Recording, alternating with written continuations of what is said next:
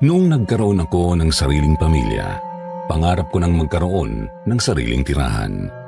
Pero dahil minimum lang ang sinasahod ko noon sa trabaho, hanggang sa pangungupahan lang sa apartment ang kaya ng bulsa ko. Nang ipamana sa akin ni Lola ang isang bahay, dito na nagkaroon ng sigla ang buhay naming magpamilya. Sa wakas, may sarili na kaming bahay. Dito namin bubuuin ang masasayang alaala. Ang buong akala ko, Sir Jupiter, kapayapaan ang sasalubong sa amin sa paglipat doon.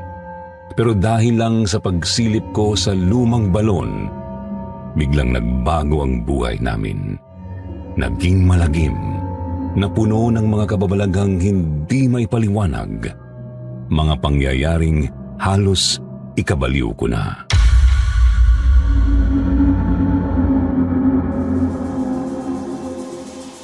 Magandang araw sa inyo, Sir Jupiter. Itago niyo na lang ako sa pangalang Noel. Taga Las Piñas ako pero lumipat ng tirahan sa isang probinsya na hindi ko na lang babanggitin pa. Kasama ko noon ang mag-ina ko. Nangyari ito noong taong 2004 nang pumanaw ang lola ko at ipamana niya sa akin ang isang simpleng bahay. Paano hindi niya ipapamana, ako lang naman ang nag-iisang apo. Pumanaw na rin si tatay, ang nag-iisa niyang anak. Mapalad kami sa tulong ni Lola. Nangungupahan lang kasi kami sa Maynila kaya napakapalad namin na magkaroon ng sariling bahay. Kaya kahit nagluluksa ako sa pagkawala niya, sobra ko namang pinahalagahan ang regalong iniwan niya sa amin. Nangako ako sa harapan ng puntod niya na iingatan ang kanyang naiwang bahay. Siya nga pala, fast forward na tayo. Hindi ko na babanggitin pa ang mismong pagpunta namin sa probinsya. Ikikwento ko na lang mula nang nakarating na kami roon. Mapayapa naman ang tirahan kung saan kami naninirahan. Maraming mababait na kapitbahay na laging bumabati sa amin. Hanggang sa nakilala naming mag-asawa si Aling Celia. May tinda siyang mga tela at madalas kaming bumili sa kanya. Mahilig kasing manahi ang asawa kong si Jocelyn. Ibangan niya lang. Meron kasing sewing machine na naiwan sa amin ni Lola. Isang umaga bumisita si Aling Celia sa bahay namin. May pinaalala siya sa amin. Huwag kaming pupunta sa kabilang barangay kung saan matatagpuan ang isang balon. Pwede raw kaming magtungo roon pero huwag lang lalapit sa balon. Bakit naman po, Aling Celia? Ano bang meron sa balon na yun? Ang sagot niya ay may nagpapakitang multo at nakakatakot ang hitsura nito. May sumpa rin daw na dala ang balon dahil sa oras na makita mo ang multo, matatakot ka na sa anumang uri ng tubig. Sir Jupiter, nang marinig ko ito, hindi ako naniwala. Pero hindi ko rin ito pinahalata. Napatango na lang ako at hindi na nagkomento pa sa kwento niya. Mahigpit niyang pinaalalahanan si Jocelyn na bantayang mabuti ang anak namin. Huwag itong hayaang mapunta sa lugar na yon. Napatango na lang si Jocelyn at matapos nito nagpaalam na sa amin si Aling Celia. Nagkatinginan kami ni Mrs. Hindi man kami nagbigay ng opinyon tungkol sa sinabi ng matandang babae, ramdam kong pareho kaming hindi naniniwala. Sa katunayan nga noon, parang gusto ko pang puntahan ang lugar. Ang mga babala ni Aling Celia ay nag-iwan sa akin ng matinding curiosity. Samantala, ang hanap buhay namin sa probinsya ay ang barbershop na ipinamana pa sa akin ni Lola.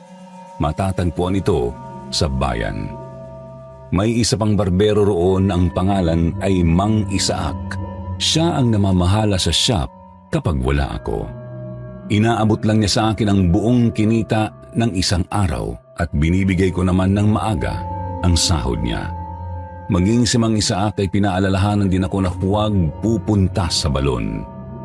Tinanong ko siya kung gaano katotoo ang mga kwento tungkol dito. Ang sagot niya, may ilang tao na raw ang nauwi sa mental hospital matapos makita ang multo sa balon. Natanong ko kung bakit nagkakaganon. Sagot niya, hindi pa niya alam ang eksaktong dahilan, Pero sigurado siyang dahil daw sinusundan sila ng multo, kaya ganun ang nangyayari. Hindi na lang ako kumontra pa sa kanya, sa halip na paisip ako ng malalim. Parang gustong-gusto ko talagang makita ang balon. Isang hapon pagbalik ko sa bahay galing sa barbershop, sinalubong ako ni Jocelyn. Kitang-kita sa mukha niya ang sobrang pagkabalisa. Natanong ko siya kung ano ang problema, ikinagulat ko ang sagot niya. Nawawala si Carla, ang aming anak. Paano kung nagpunta siya sa iniiwasang balon? Paano kung may masamang mangyari sa unika-iha namin? Pinakalma ko si Jocelyn. Sinabi kong hahanapin ko siya at walang masamang mangyayari kay Carla. Agad akong lumabas ng bahay at nagtanong sa mga kalaro ng anak ko kung nakita ba nila kung saan ito nagpunta. Ang sabi ng isang kasama raw ni Carla, si Joven, ang salbahing bata sa aming lugar at mukhang papunta sila sa balon. Nang marinig ko yun, Sir Jupiter, siyempre na-alarma ako. Mabilis akong tumakbo patungo roon. Nagtatanong sa mga nadaraanan kong tao kung tama ba ang direksyong tinatahak ko. Nang makarating ako, nakita ko ang dalawa. Papalapit na sila sa balon. Pinigilan ko sila. Napagalitan ko pa si Joven at tinanong kung bakit niya isinama ang anak ko. Humingi naman siya ng dispensa at nagdahilan na wala raw siyang kalaro kaya isinama niya si Carla. Sinabihan ko siya na huwag maging bully sa ibang bata para magkaroon siya ng mga kaibigan at hindi siya iniiwasan ng mga ito.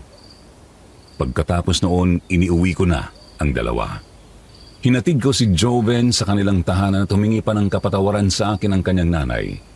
Sabi pa ng ginang papaluin niya ito mamaya. Natawa naman ako at sinabi kong huwag niyang lakasan, sa halip ay turuan niya lang ito ng tamang disiplina.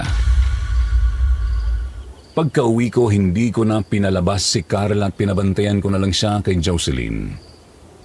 Pero ako, parang may nagtutulak sa akin na bumalik sa lugar na yon. Tutal ay nalaman ko na kung saan ito, sisiguraduhin ko na lang kung totoong may multo roon. Nang makabalik ako sa lugar, noon ko lang napansin na wala na palang mga bahay doon. Sa tingin ko, baka nagsilipatan na ang mga tao dahil natuklasan nilang may kababalaghang nagaganap. Siya nga pala, magtatakip silim na noon.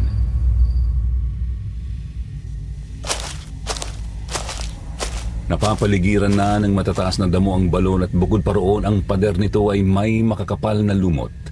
Isang indikasyon na napaglipasan na ito ng panahon. Sumilip ako sa loob ng balon. Sobrang dilim nito at amoy basang lupa ang loob. Mukhang may konting tubig sa ilalim pero sobrang dumi na. Malalim din siguro ito dahil hindi napapasukan ng liwanag ang loob. Napag-isip-isip ko, baka wala naman talagang multo dito. Baka kaya walang taong nagpupuntay dahil matagal na itong natuyuan. Ngunit hindi nagtagal. Nakakarinig ako ng mahina at malamig na sipol mula sa aking likuran. Napalingon ako, pero wala akong nakita. Nang ibinalik ko ang tingin ko sa balon, napaatras ako dahil biglang may dalawang kamay na unti-unting umaahon mula rito. At sa aking harapan, iniluwan ng balon ang isang nilalang. Sunog na sunog ang buong balat. Malalaman lang na babae ito dahil sa bandang ulo may bahaging hindi nasunog at mula roon bumagsak ang kanyang mahabang buhok.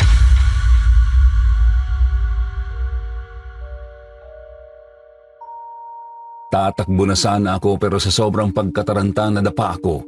Tuluyan nang nakalabas ang nakakatakot na babae. Gumagapang siya papalapit sa akin. Ang masikinasindak ko pa, hindi sumasayad sa lupa ang kanyang mga kamay at tuhod.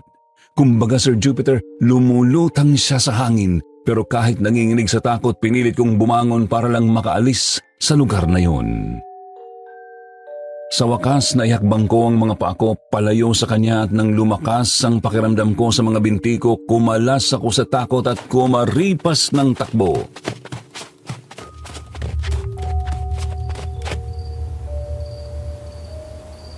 nakahinga lang ako ng maluwag nang makarating na ako sa amin. Pagdating ko, agad akong tinanong ni Aling Celia kung bakit putlang-putla ako. Ang sagot ko, nag-jogging lang ako kaya siguro napagod ako. Pero halata sa mukha niya na hindi siya kumbinsido. May nababahala sa kanyang ekspresyon. Pagpasok ko sa bahay, si Jocelyn naman ang nag-usisa sa akin. Maniwala ka sa sasabihin ko, Jocelyn, dahil totoo nga ang sinabi ni Aling Celia. Napanganga siya sa narinig. Anong ibig mong sabihin? Teka, nagpunta ka sa balon kaya ka nagkakaganyan? Napatango ako. Dagdag ko pa. Nakita ko ang multo. Sobra akong nababahala sa sumpang maaaring dumating sa akin dahil alam ko na ganito ang mangyayari. May iminungkahing solusyon si Jocelyn, dapat daw magpatingin ako sa isang albularyo. Pero sa mga sandaling yon, Sir Jupiter, hindi ako naniniwala sa kakayahan ng ganitong uri ng tao. Tumanggi ako sa kagustuhan niya. Pero yon ang sobra kong pinagsisihan. Lumipas ang buong linggo, walang kakaibang nangyari. Walang nagpapakita o nagpaparamdam sa akin. Hanggang sa dumating ang sandaling nagpabago sa lahat. Araw yon ng Lunes at naisipan kong magluto ng tanghalian para sa amin. Habang naghuhugas ako ng isda sa gripo, bigla akong napaatras sa aking nakita. Kasabay ng pag-agos ng tubig, may lumalabas na mahahabang hibla ng buhok. Hindi nagtagal, unti-unti nang naging pula ang tubig na umaagos. Kahit nang hihina ako noon, pinilit kong isara ang gripo. Nahuli naman ako ni Jocelyn sa ganoong ayos at agad niya akong tinanong kung ano ang nangyayari. Nanginginig pa ang boses ko habang binabanggit ang mga nakita ko. Naalarma si Mrs. Pinaupo niya muna ako sa isang tabi, pagkatapos ay may pinuntahan siya. Mga kalahating oras ang lumipas bago siya bumalik. May kasama siyang isang matandang lalaki. Mahahalata mong isa itong albularyo at dahil sa naranasan ko, napilitan na rin akong magpatingin sa kanya. Pinalapit ako ni Mang Clarito sa gripo. "Relax ka lang," sabi niya. "Kasama mo naman ako." Dahan-dahan niyang hinawakan ang gripo at pinihit ito upang buksan. Nang umagos na ang tubig, nakahinga ako ng maluwag. Nanumbalik na sa normal ang lahat.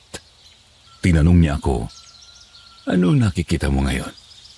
Ang sagot ko, normal na.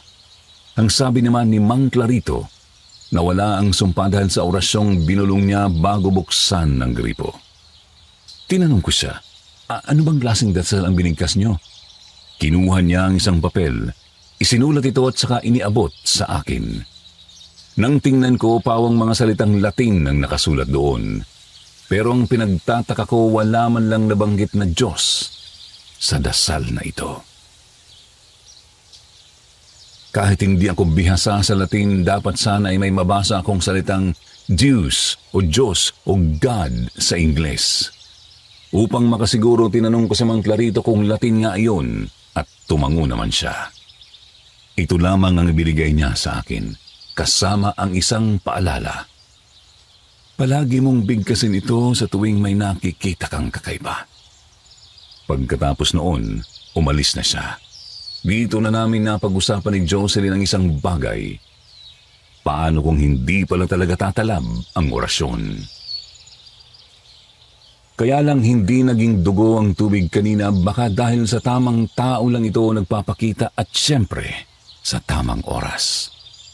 Ang sabi naman ni Jocelyn, wala namang masama kung susubukan kong gamitin ang orasyon. Malay mo, baka gumana. Dagdag pa niya. Kaya nang sumapit ang gabi, napagpasyahan kong subukan itong dasalin. Sakto naman dahil oras na ng paliligo ko. Nakaugalian ko kasing mag-shower tuwing gabi para mas madali akong antukin. Nang buksan ko ang gripo, natuwa ako dahil ordinaryo na ang tubig na umaagos. Nakampante ako, iniisip na wala nang magaganap na kakaiba. Sumalok ako ng tubig sa tabot at binuhos sa aking katawan. Gininaw pa nga ako dahil sa lamig ng tubig. Pagkatapos nito, nagsabon ako ng katawan at syempre nilagyan ko ng shampoo ang mahaba kong buhok. Habang naghihilol ako, bigla akong nakarinig ng mahinang bulong. Kasabay nito, umihip ang hangin. Sobrang lamig. Nagtaka ako paano nakakapasok ang malakas na hangin. Nakasara naman ang bintana at isa pa, nasa itaas na bahagi ito. Ilang sandali pa may sumisitsit. Dito na ako tinindigan ng balahibo. Ang tunog ng pagsitsit katulad ng narinig ko sa balon. Kasalukuyan pa akong naghihilod noon. May bula pa ng shampoo ang buhok ko. Kahit bukas ang gripo, may ingay ng pagsitsit ang nangingibabaw. Dali-dali kong kinapa ang tabo at binanlawan ang sarili ko at nang matanggal na ang sabon sa mukha ko, napasulyap ako sa gripo. At nang matanggal na ang sabon sa mukha ko, napasulyap ako sa gripo. Nakita ko na naman ito.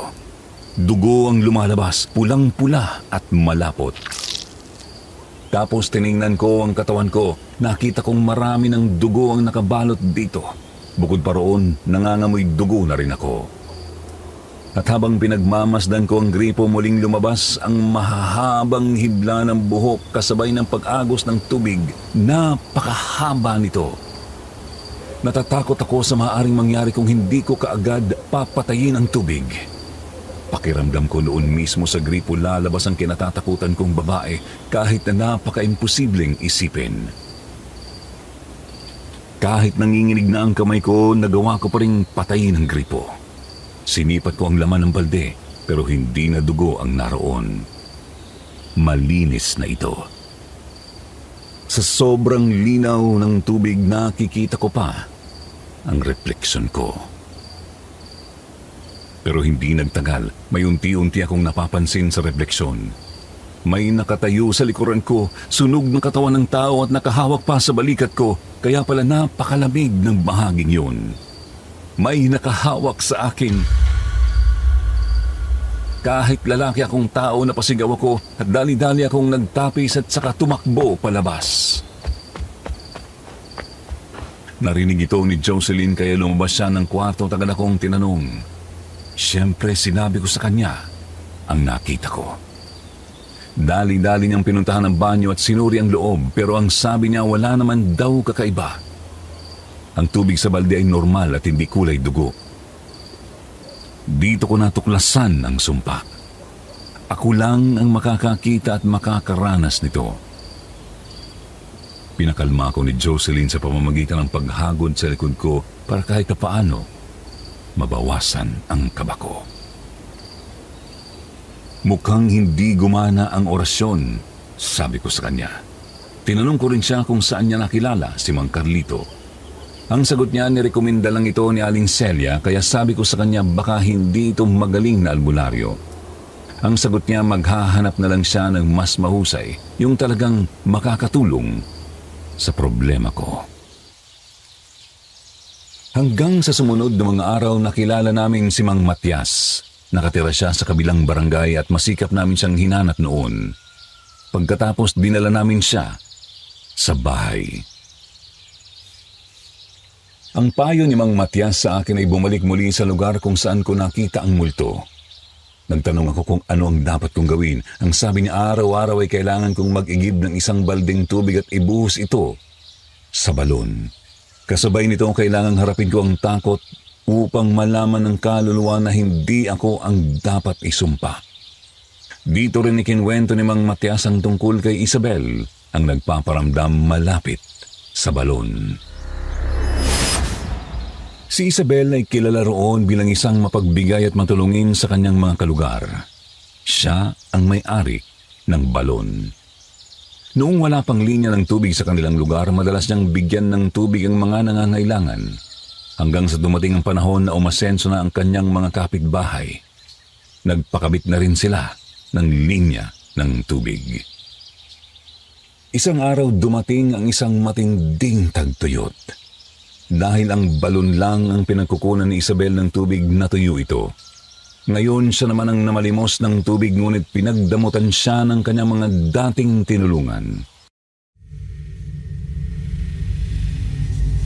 Isang gabi, nasunog ang kanyang bahay habang nasa loob siya. Huli na ang lahat dahil pati siya ay nasunog ng buhay. Ayon kay Mang Matias, umaasa si Isabel na maililigtas siya ng tubig sa balon kaya sa huling pagkakataon nagpatihulog siya roon. Ngunit nagkamali siya. Wala ng tubig sa balon. Kaya't lalo siyang natupok ng apoy hanggang sa tuluyan siyang bawian ng buhay. Si Mang Matias mismo ang saksi sa nangyari dahil napadaan siya sa lugar noong gabing yun. Napadayo lang siya roon sa barangay kaya wala siyang nagawa upang mailigtas si Isabel. Hindi pa siya albularyo noon. Ang tanging nagawa niya ay iparating ang nangyari sa barangay chairman pero wala itong ginawang aksyon. Hindi rin kinuha ang katawan ng babae. Mula noon, pinaniniwalaang nanatili ang kaluluwa ni Isabel sa may balon upang maghiganti sa mga taong nagdamot sa kanya.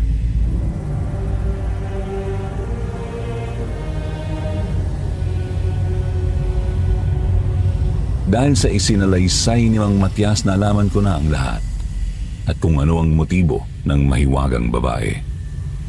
Kahit na sobrang natatakot ako, wala na akong magagawa kundi sundin ang payo niya. Sa totoo lang, Sir Jupiter, takot ako sa dugo. At ito ang isa sa pinakamalaking kahinaan ko. Kapag nakakakita ako ng malapot na pulang likido, nang hihina ang buong katawan ko. Noong hapon, nag-igib ako ng isang balde ng tubig mula sa aming bahay. Mabuti na lang hindi dugo ang lumabas sa gripo, siguro dahil kasama ko si Jocelyn habang nag-iigib. Pagkatapos nito, ako na lang mag-isa ang pumunta sa balon. Mabuti na lang may dala akong karitilya, kaya doon ko inilagay ang balde habang tinutulak ito papunta sa lugar. Nang makarating na ako roon, umihip ang malakas na hangin.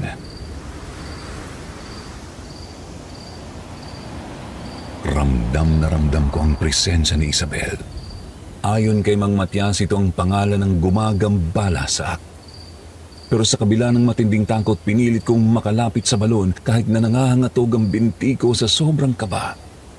Nung nasa tabi na ako ng balon, ibinuhos ko ang tubig mula sa balde. Matagumpay ko namang nagawa ito. Ngunit habang naglalakad na sana ako pabalik, may biglang humawak sa binti ko.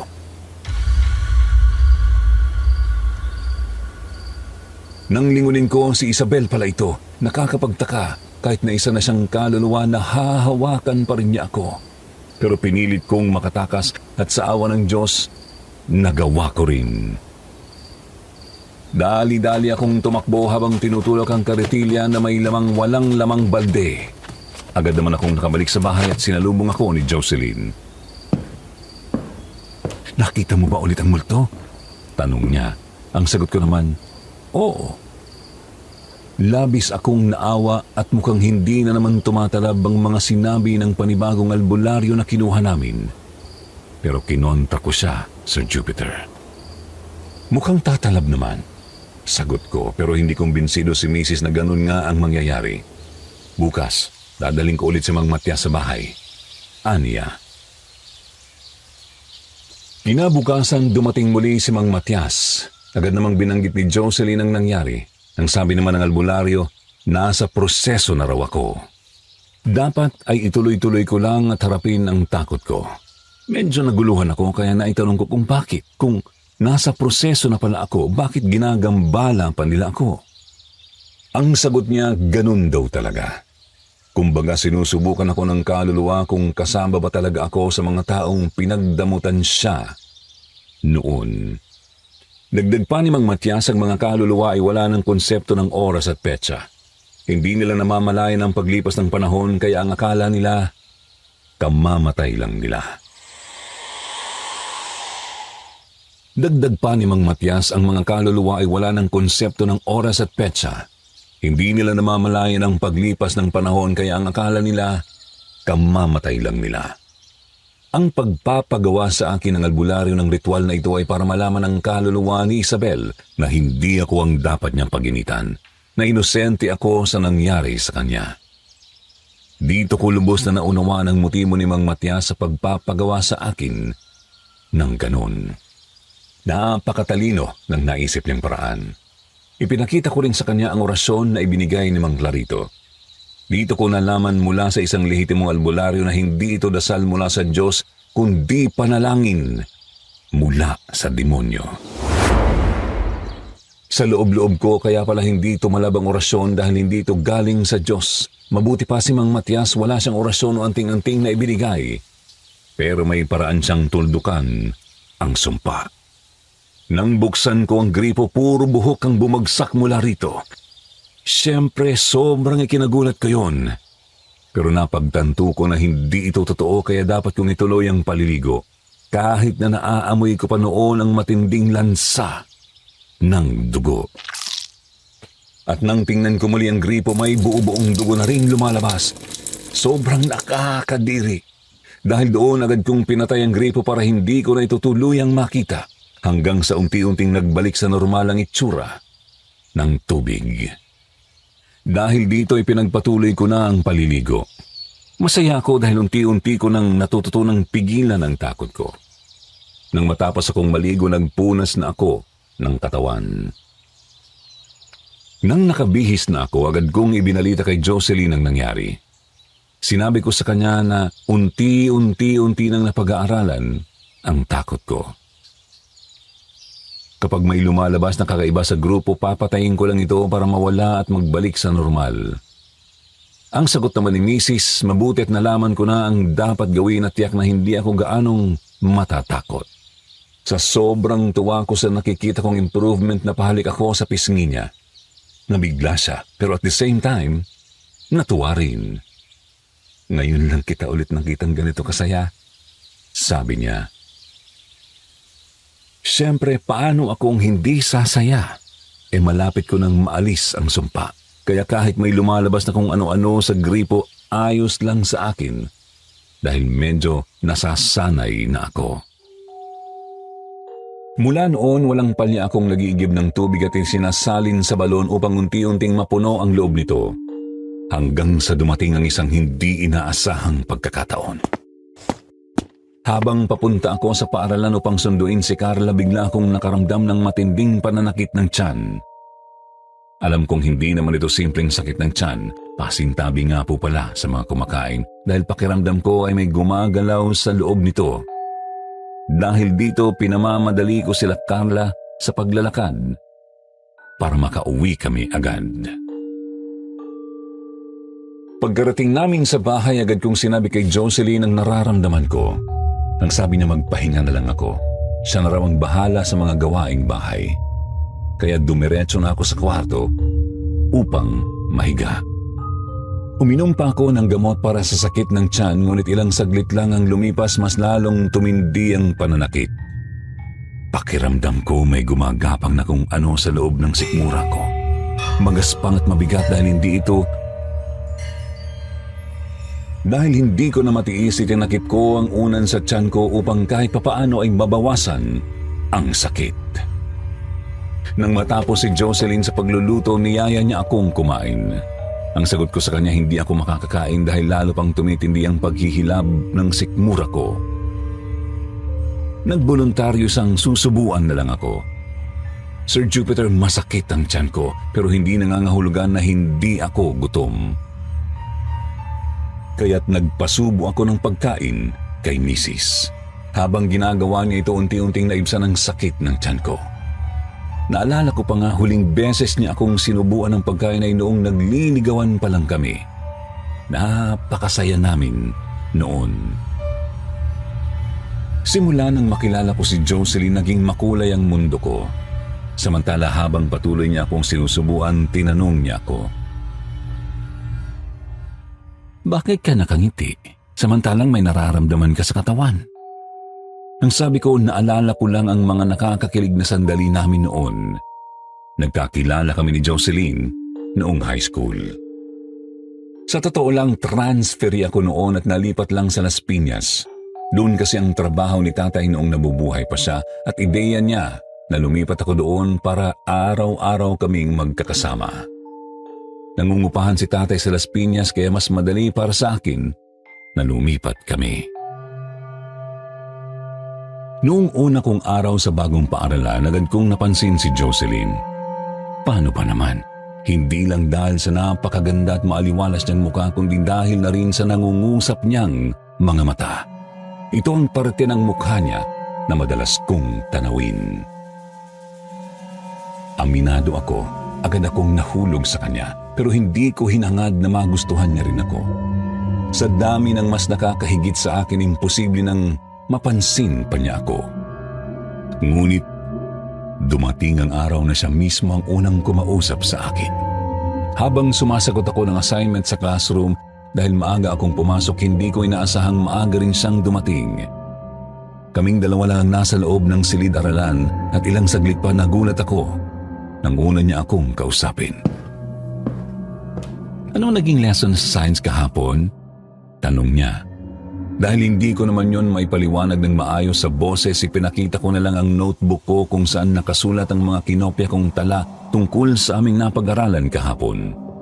Naalala ko nga pala na hindi siya pumasok kahapon kaya kahit nahihiya ako, nausisa ko siya tungkol doon. Ang sagot niya, namatay ang alaga niyang aso. Sobrang dinamdam niya yon kaya tumamlay siya at naisipang huwag munang pumasok. Nakarelate ako sa kanya. Paano ba naman kamamatay lang rin ng alaga kong pagong noon? Ako rin kasi ang may kasalanan, kaya nawala ito. Mula nang mag-usap kami noong araw na yon, nabuo ang pagkakaibigan namin. Noong una, puro batian lang at kaunting usapan tungkol sa pag-aaral. Hanggang sa dumating ang pagkakataon na inimbitahan niya ako sa kanyang kaarawan.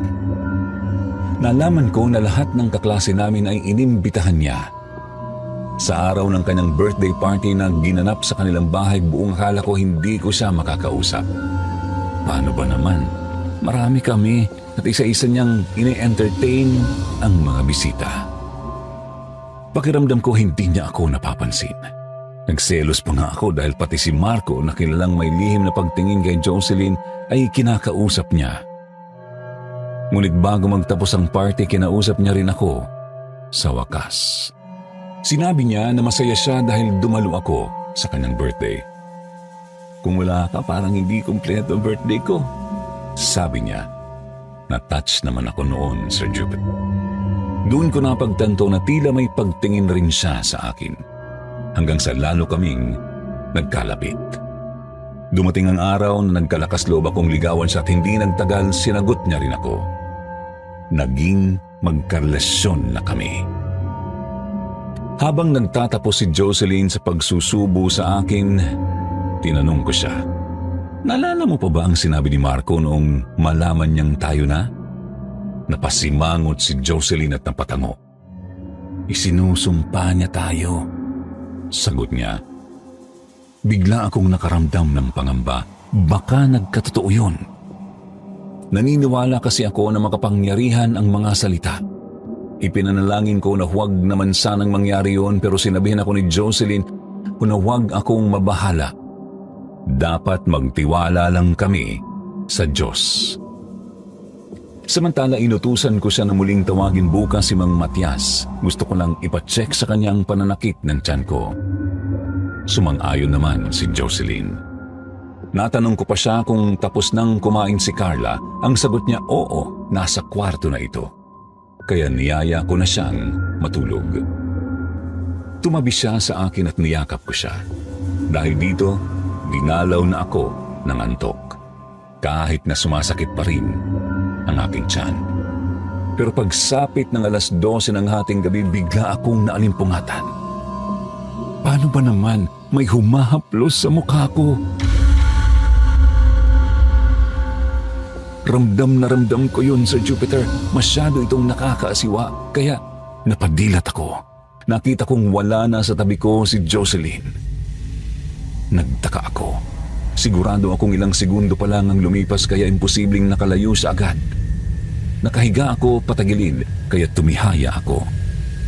Pagdilat ko, nagulat ako. Si Isabel, nakalutang na naman siya sa hangin.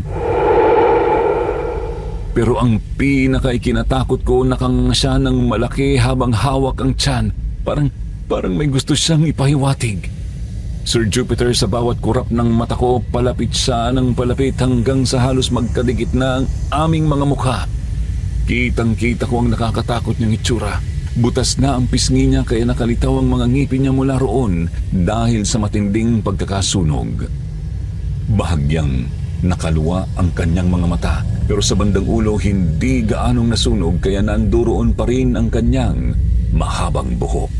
Sobrang nakakatakot ang itsura niya pero at the same time nakakaawa dahil naging biktima siya ng matinding trahedya. Mabuti na lang dumating agad si Jocelyn. Tinapik-tapik niya ako dahil para raw akong tanga. Dilat na gilat ang mga mata at parang aatakihin sa puso. Ang sagot ko naman, narito ulit si Isabel. Tinawanan lang ako ni Mrs. at sinabing hindi naman niya nakikita ang multo. Pero Sir Jupiter, buhay na saksi ako. Kitang-kita ko kung paano unti-unting naglaho si Isabel na parang usok. Doon lang ako nakahinga ng maluwag. Sinabi ko kay Jocelyn, paano ba makikita ang multo? Wala ka namang ikatlong mata. Bigla siyang natauhan at nadismaya. Wala nga siyang ganoong kakayahan. Napailing ako. Nababasa ko ang nasa isip mo, Jocelyn. Sabi ko, pinagsisisihan mo kung sakaling magkaroon ka ng ikatlong mata dahil sobrang nakakatakot makakita ng hindi matahimik na kaluluwa. Siya nga pala, saan ka nagpunta at nawala ka sa higaan, Jocelyn? Sa kwarto ni Carla, sagot niya. Kasi kanina parang may narinig akong mga yabag na papasok sa kwarto niya. Ina ako, Noel, kaya kabisado ko kahit ang tunog ng yapak niya. Pero nang pumasok ako sa kwarto niya, tulog na tulog siya. Wala ni anumang senyales na bumangon siya kanina. Maski ako, Sir Jupiter, medyo napaisip. Hindi nagtagal sinabi ko na baka multo ni Isabel yun. Pero napakunot noo si Jocelyn at pinaalala sa akin. Lumulutang sa hangin ang multo ni Isabel, hindi sumasayad sa sahig. Napaisip ako. Tama naman siya at ang mas nakakapagtaka bakit sa akin ulit nagpakita si Isabel. Parang may gustong iparating sa akin. Ang nakanganyang bibig, ang paghawak niya sa tiyan. May mensahe siyang gustong iparating sa akin. Hindi naman niya ito ginagawa dati. Bigla akong napainda. Humihilab na naman ang tiyan ko. Pakiramdam ko may gumagapang talaga sa loob nito. Dahil dito sinabi ko kay Jocelyn, bukas tawagin mo na talaga si Mang Matias. Batid kong may kakaibang nangyayari sa akin. Mabilis naman akong sinang-ayunan ni Jocelyn. Oo, bukas na bukas din, tatawagin ko na siya. Maski siya, sobra na ang pag-aalala sa akin. Sir Jupiter, kahit hindi ko pa ito napapatingin sa albularyo, kabisado ko naman ang katawan ko. Parang may insekto sa loob nito at oo, tama, mukhang may bumabarang sa akin. Gusto kong alamin kung sino ba ito at kung ano ang atraso ko sa kanya. Kinabukasan yun nga ang ginawa ni Jocelyn. Muling pinapunta si Mang Matias. Makaraan niyang suriin ang tiyan ko at mapahira ng langis, nanlaki ang mga mata nito. Tama ka nga ng hinala mo, iho. Binabarang ka. Kung hindi ito maaagapan, ikamamatay mo ito. Bakit naman, Mang Matias?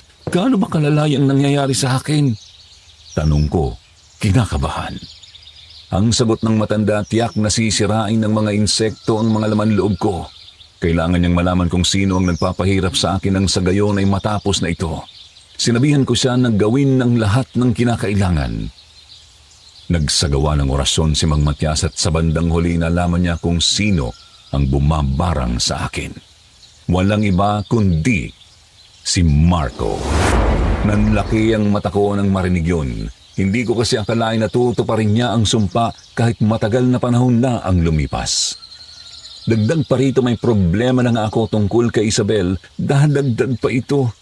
Nabanggit ko rin kay Mang Matias na nagpakita sa akin si Isabel kagabi at parang may gusto itong iparating. Natanong ko tuloy sa matanda kung ano kaya ang ibig sabihin noon. Ayon kay Mang Matias, binabalaan ako ni Isabel sa mangyayari sa akin. Mukhang hindi na raw ako itinuturing na kaaway, kundi kakampi na. Dahil dito, nakahinga na ako ng maluwag. Buong akala ko ay hindi na niya ako mapapatawad. Kahit na hindi ko naman ginawa ang inaakusa sa akin. Pero heto, kinakampihan ako laban sa totoong kaaway.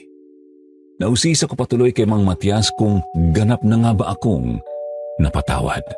Natuwa naman ako sa narinig dahil oo, napatawad na ako.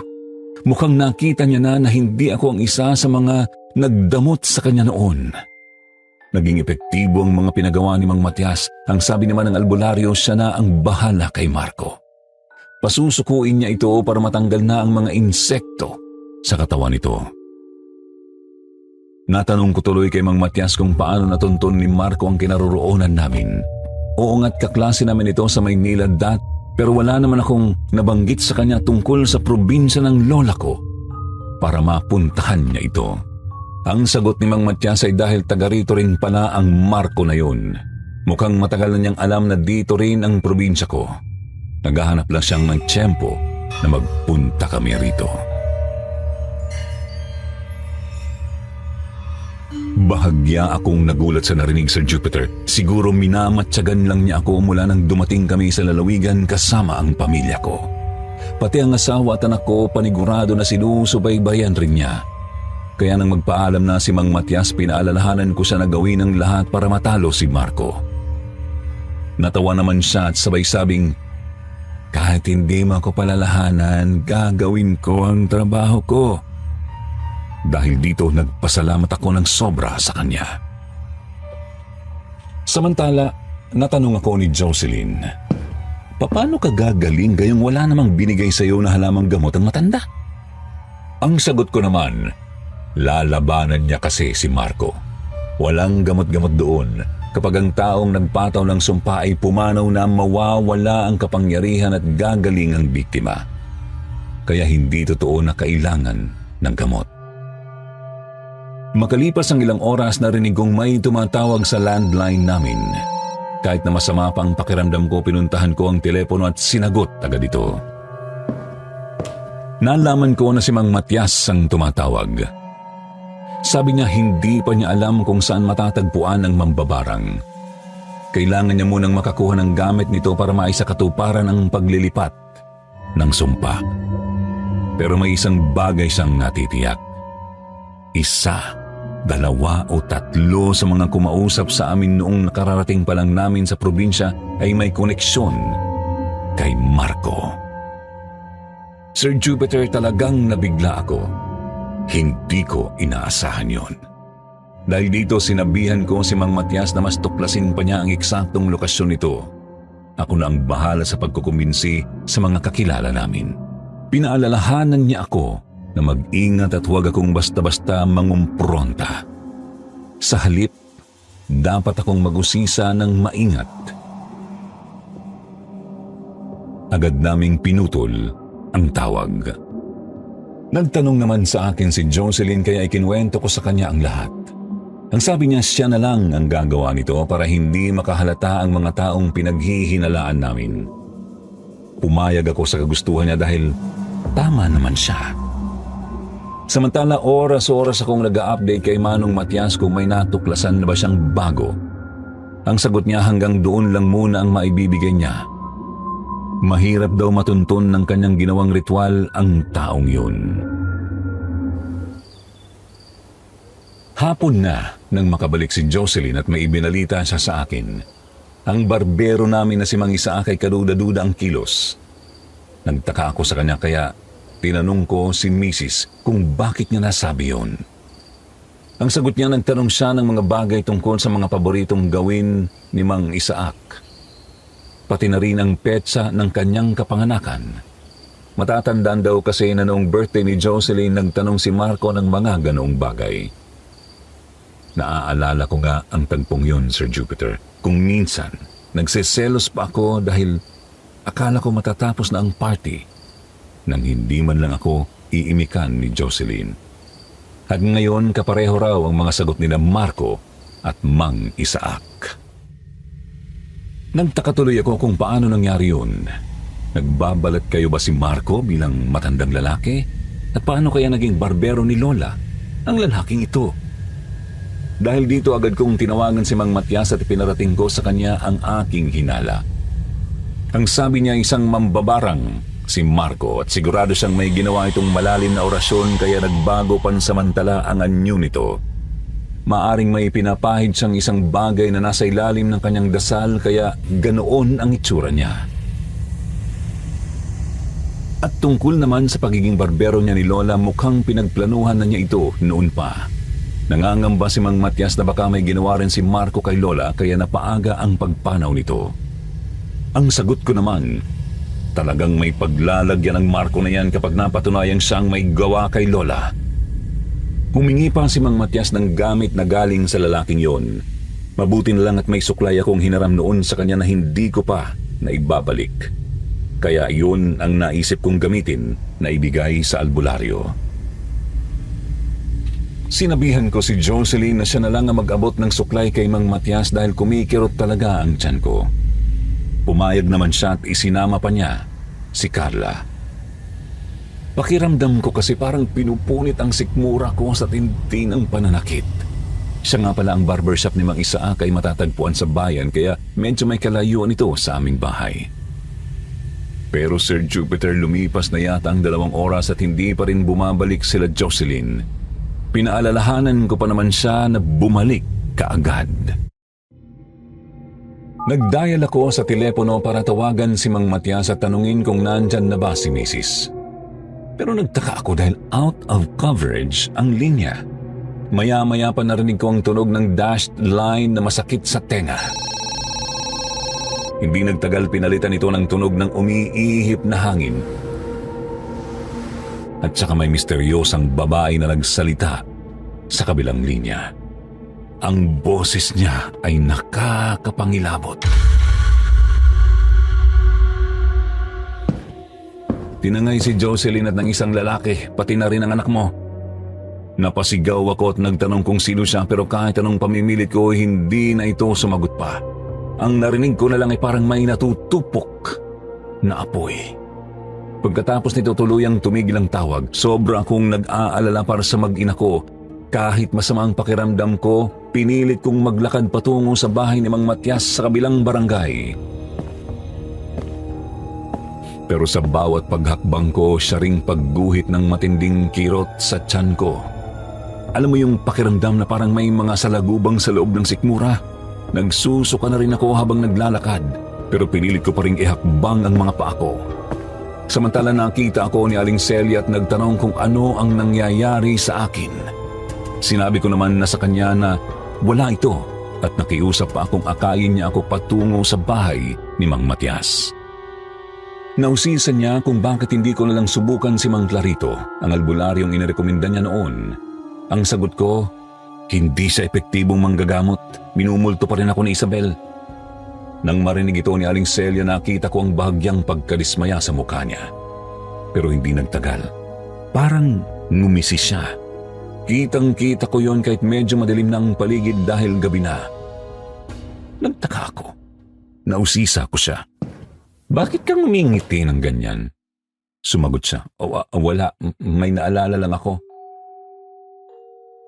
Habang inaakay ako ni Aling Celia papunta kay Mang Matias, nagulat ako nang bigla siyang lumihis ng daan. Puwersahan niya akong pinapasunod habang mahigpit na hinahawakan ang braso ko. Sa paraan ng paghawak niya, mahigpit at pahatak. Talagang may motibo siya para gawin yun. Binawi ko ang kamay ko at nagtanong, "Ba't mo ko hinihila?" Pero nanlaki ang mga mata niya at pursigido akong dalhin kung saan man niya balak. Muli niyang hinigpitan ang hawak sa braso ko at galit na sumigaw, "Sumunod ka! Sumunod ka!" Sir Jupiter, hindi ko alam kung nababaliw na ba ang matanda. Sa pangalawang pagkakataon, hinatak ko ang braso ko palayo at tumakbo. Siya naman kahit 80 anyos na ay humabol sa akin, gigil na gigil, nanlalaki ang mga mata at hindi lang siya. Nakita kong hinahabol ni rin ako ni Mang Clarito. May hawak siyang matalim na itak at kitang-kita sa kanyang mukha ang matinding galit. Walang ibang tao sa paligid, walang makakatulong sa akin. Malaya nila akong hinahabol sa dilim.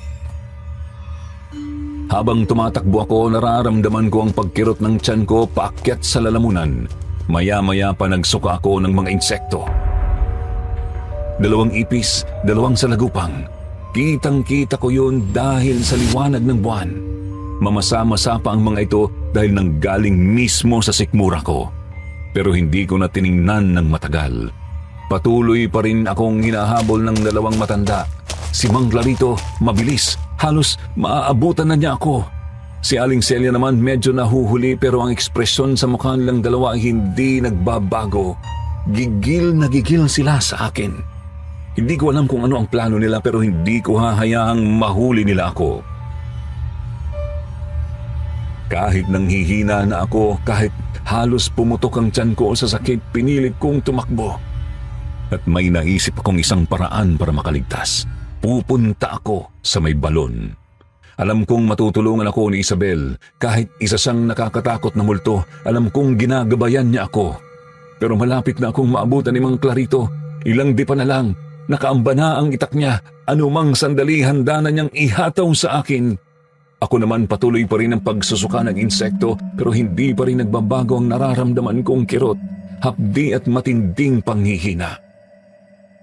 Kung wala lang sana akong nararamdaman, mas mabilis sana akong tumakbo. Kung tutusin, parang pagunglang ang 2 matanda para sa akin. Tagaktak na ang pawis ko ng sandaling yun at umiikot na rin ang paningin ko. Mabuti na lang at hindi pa rin sumasayad ang talim ng itak ni Mang Clarito sa katawan ko. Senyales na hindi pa niya ako ganap na naaabutan. Konting tiis na lang, malapit na ako sa balon. Kahit naninigas na ang mga binti ko, pinilit kong humakbang ng humakbang hanggang sa pak! Naramdaman kong nasugatan ako ng itak ni Mang Clarito sa may bandang balikat. Alam kong mababaw lang yun, Sir Jupiter. Kinapa ko ang sugat habang patuloy na tumatakbo. Saka tiningnan ng palad ko. Kaunting dugo lang ang nakita ko pero isang bagay ang malinaw. Balak talaga akong patayin ni Mang Clarito. At ngayon nakukutuban ko na rin na may ugnayan ng 2 matanda kay Marco kaya sila ganito. Ngunit mas malala ang ikinababahala ko. Baka may nangyaring masama sa mag-ina ko sa mga kamay ni Marco. Kung si Mang Clarito na mukhang napagutusan lang ay handang tapusin ako, paano pa kaya si Marco ang tunay na may utak ng lahat ng ito? Sobra akong nangangamba para sa buhay ng pamilya ko. Habang tumatakbo, taimtim akong nalalangin. Diyos ko, sana malagpasan namin ang pagsubok na ito. Hindi nagtagal, naramdaman kong may dumapo na naman sa balikat ko. Mabigat yun, Sir Jupiter. Pero parang walang talim. Palagay ko nakabaliktad ang itak ng patamaan ito sa akin. Napapasigaw akong nagtanong, ano ba talaga ang pakay niyo sa akin? Ngunit hindi sila sumagot. Patuloy lang silang tumatakbo na parang nasisiraan na ng ulo. Natatanaw ko na ang balon, Sir Jupiter, pero kasabay nito lalo namang kumikirot ang tiyan ko. Parang nagwawala na ang mga insekto sa loob. Tumigil na ang pagsusuka ko pero gusto kong mamilipit sa sakit. Sa sobrang hapdi parang gusto ko na lang tumigil sa pagtakbo pero hindi ko magawa. Dahil kung hihinto ako ngayon, siguradong mamamatay ako sa mga kamay ni Mang Clarito. Gusto ko pang mabuhay. Gusto ko pang makita ang pamilya ko. Tumutulo ang luha ko, Sir Jupiter, dahil marami pa akong pangarap para sa mag-ina ko. At sa wakas narating ko ang tapat ng balon. Pero isang bagay ang pinagtataka ko. Bakit hindi pa nagpapakita si Isabel? Umaasa ako, Sir Jupiter, na ipagtatanggol niya ako laban sa 2 matanda. Pero nasaan siya? Sa sandaling yun, tahimik pa rin ang 2 matanda. Ngunit makikita sa mukha nila ang matinding hangaring tapusin ako. Nakapalibot na sila sa akin samantalang ako naman nakasandal sa balon. Hindi nagtagal naramdaman ko na may nagtulak sa akin. Imposible, hindi naman ako nahahawakan pa ng 2 matanda. Basta may kung anong hindi ko nakikitang tumulak sa akin at dahil nasa mismong tapat ako ng balon, sumuot ako pababa hanggang sa mahulog. Napainda ako sa sakit. Parang nabalian ako ng balakang. Mabuti na lang at lupa ang napagbagsakan ko kaya hindi ako tuluyang napilayan. Pero sobrang dilim sa loob ng balon, wala akong makita. Tulong! Sigaw ko. Paulit-ulit akong humingi ng saklolo pero walang nakakarinig sa akin. Siguro umalis na ang dalawang matanda nang makita nilang nahulog ako. Wala na rin namang ibang bahay sa lugar na ito. Maya-maya nakalanghap ako ng mabahong amoy. Amoy na susunog na laman. Sir Jupiter, kakaibang takot ang bumalot sa akin pero ang mas kinaiinis ko, hindi ko makita kung ano ang nasa loob ng balon. Biglang may narinig akong kaluskos. Palapit ang tunog, parang gumagapang na tao.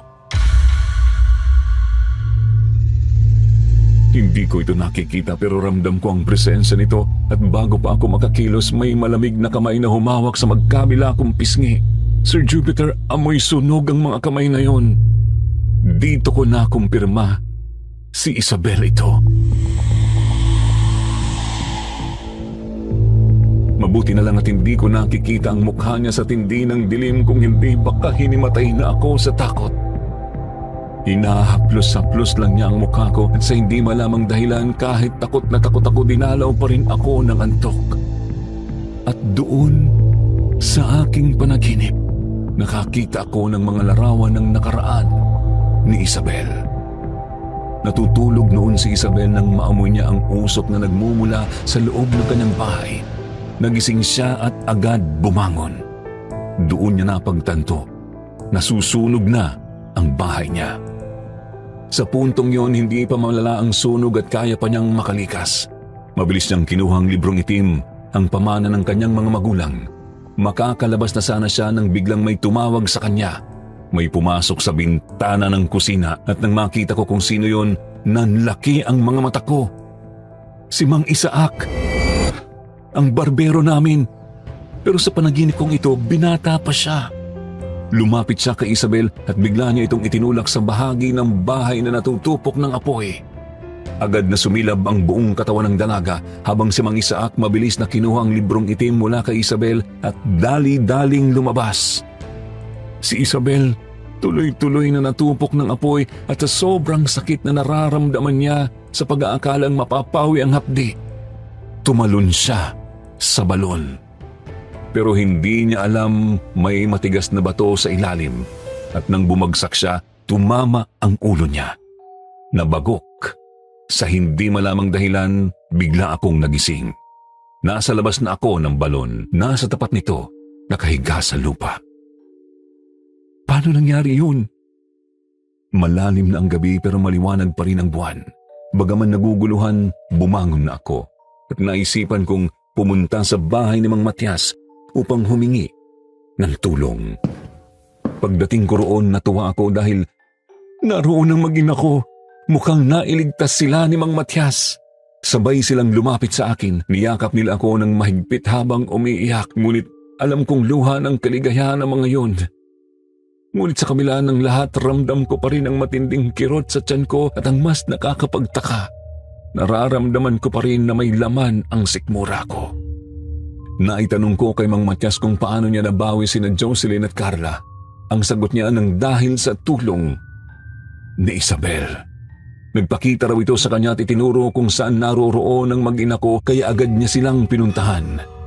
Si Isabel rin ang nagturo sa kanya kung ano ang dapat gawin at yun ay walang iba kundi ang sunugin ang bahay ni Mang Isaac.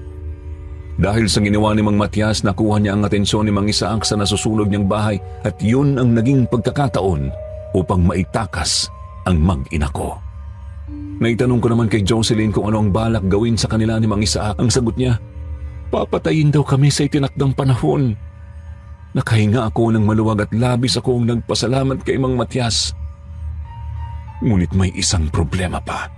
Ako na lang ang natitirang may sumpa. Kailangan itong matanggal sa akin.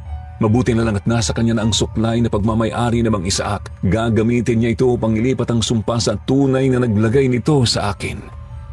Sinimulan na ni Mang Matias ang ritual. Nagdasal siya ng taimtim habang may nakasinding mga kandila sa tabi niya. Paminsan-minsan lumalapit siya sa akin at inoorasyonan ang tiyan ko habang hinahaplos-haplos ito.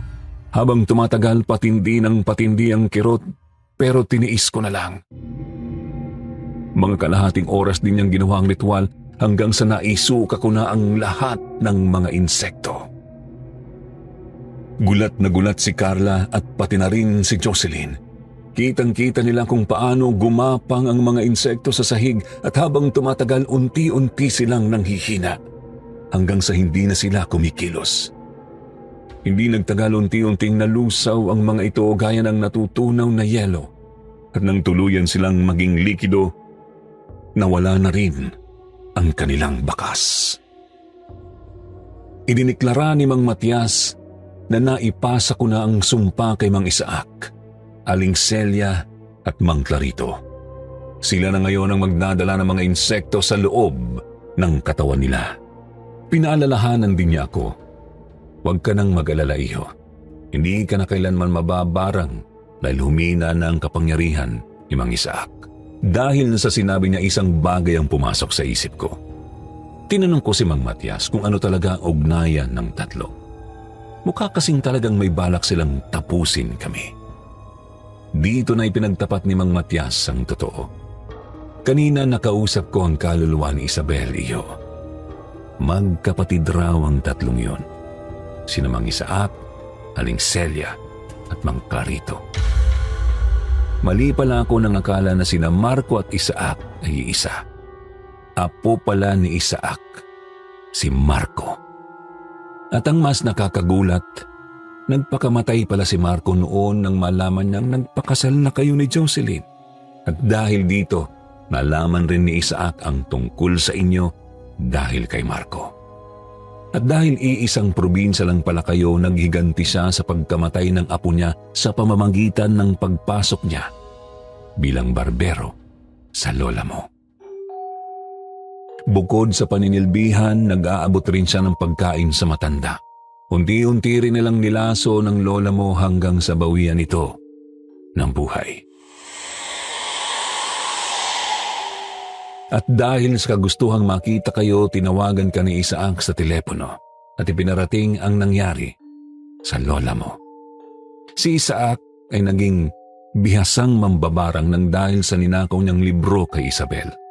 At ang dasal na ibinigay sa iyo ni Mang Clarito, panalangin pala iyon ng demonyo upang mapadali ang pambabarang sa iyo ni Isaac.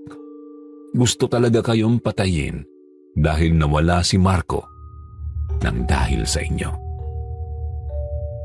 At siya nga pala, ang dahilan ng pagkabaliw ng mga residente noon na malapit sa balon, si Isaac ang may kagagawan, hindi si Isabel. Yun ang panahong nagsisimula pa lang siyang mag-aral ng itim na karunungan. Siya rin ang dahilan ng pagkasunog ng bahay ni Isabel. Matagal na niyang pinaplano na makuha ang libro. Noong panahon na yon, hindi naman talaga nag-aaral ng itim na mahika si Isabel. Itinatabi niya lang ito bilang alaala ng kanyang mga namayapang magulang. At kung bakit nagmumulto lang siya sa iyo, Noel? Dahil gusto niya ng katarungan. Dahil sa mahabang paliwanag ng matanda, ganap na naming naunawaan ang katotohanan. Sir Jupiter, makalipas ang 2 linggo, nabalitaan naming pinaglalamayan na sina Mang Clarito, Aling Celia at Mang Isaac. Bali-balitang pareho silang binawian ng buhay dahil sa isang misteryosong karamdaman. Lingid sa kaalaman ng lahat, alam namin ni Jocelyn ang tunay na dahilan ng kanilang kamatayan. Mula noon, naging payapa na ang buhay ng pamilya ko. Nagbalik na sa dati ang lahat. Wala nang nasundan pang kababalaghan sa aming buhay. At simula rin nang ipagdasal ko ang kaluluwa ni Isabel, hindi na siya nagparamdam pa sa akin. Ngayon, Sir Jupiter, malaki na ang anak kong si Carla at nakapagtapos na rin siya ng pag-aaral. Ibig sabihin, matagal nang lumipas ang karanasang ito at nagpapasalamat ako sa lahat. Kay Mang Matias at siyempre kay Isabel. Kung hindi dahil sa kanilang pagtutulungan, hindi ko sana muling mababawi ang aking mag-ina. At siya nga pala, buhay pa Hanggang ngayon, si Mang Matias, mahigit 100 taong na siya. Hindi na siya naggagamot, pero malakas pa rin ang kanyang pangangatawan. Hanggang dito na lang po ang aking kwento. Sana po ma-feature ito sa inyong channel. Lubos na nagpapasalamat, Noel.